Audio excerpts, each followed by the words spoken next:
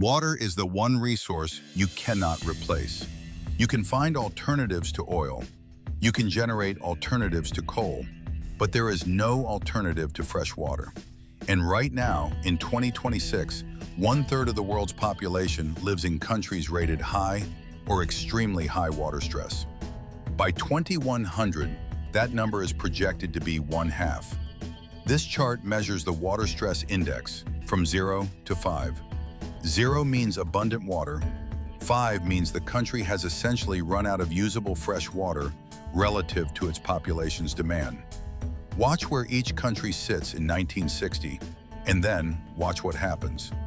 In 1960, Saudi Arabia is already at 3.2.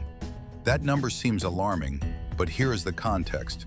The Saudi population in 1960 was under 4 million people. The country was running on ancient water, aquifers that filled during the last ice age, that receive almost no rainfall to replenish them. Once that water is gone, it does not come back.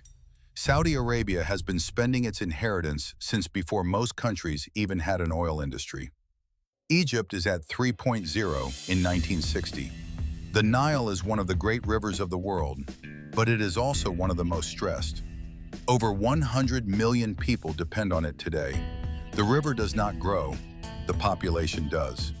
Now look at the bottom of the chart. Canada at 0.1, Russia at 0.2, Brazil at 0.3. These are countries sitting on vast reserves of fresh water, lakes, rivers, glaciers, rainfall. They are, for now, insulated from what is coming. For now. By 1980, Saudi Arabia has crossed 3.9. The country is pumping ancient aquifers at industrial scale to grow wheat in the desert, a political decision made to reduce food imports. By 2008, they will stop, because the water is almost gone. The wheat fields will be abandoned. The aquifers will not recover in any human timescale. Iran crosses 3.2. Pakistan crosses 2.8. These are not projections, these are measurements. Countries already showing the signs of a water system under severe stress. India in 1980 is at 2.2. With over 700 million people at the time, India's rivers and groundwater systems are under enormous pressure. The Green Revolution saved hundreds of millions from famine, but it did it by pumping groundwater faster than it can refill. The wells are getting deeper every year. By 2000, Saudi Arabia hits 4.5, Egypt 4.2, Iran 3.8. The gap between the top of this chart and the bottom is widening every decade. Watch China. In 1960, it was at 1.4, manageable. By 2000, it is at 2.1. By 2026, it is at 2.4 and rising. China's water is distributed very unevenly. The north is essentially semi-arid and supports the largest agricultural region and several of the largest cities on Earth. China knows this. The South to North Water Diversion Project, the largest water transfer infrastructure ever built, is moving water 1,400 kilometers from the Yangtze River to Beijing. It costs more than the Three Gorges Dam, and it may still not be enough. By 2026, Saudi Arabia is at 4.8, almost at maximum stress. The country imports over 80% of its food because it can no longer afford to use water to grow it domestically. The desalination plants running along its coastline consume more energy than most European countries use for everything combined. Egypt is at 4.6. Downstream on the Nile, Ethiopia is building the Grand Ethiopian Renaissance Dam, the largest dam in Africa. Egypt considers it an existential threat. Water has started wars before. It may start them again. India crosses 3.2 by 2026. 1.4 billion people, a shrinking monsoon, depleting aquifers. The International Water Management Institute projects that by 2050, 60% of India's districts will face severe water stress. And now the projections.